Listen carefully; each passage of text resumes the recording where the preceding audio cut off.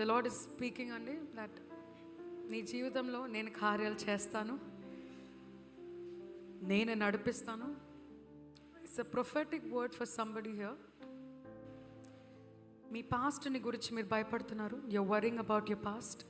నీ గురించి ఇలా మాట్లాడతారని, మీరు చేసిన పనులకు కానీ, లేకపోతే మీకు ముందు పెళ్ళై ఉండొచ్చు, మీకు ఒక ఎక్స్ రిలేషన్షిప్ ఉండొచ్చు, అది గబ్బుగా అయిపోయి ఉండొచ్చు. అందులో మీ తప్పు కూడా ఉండొచ్చు, ఉండకపోవచ్చు.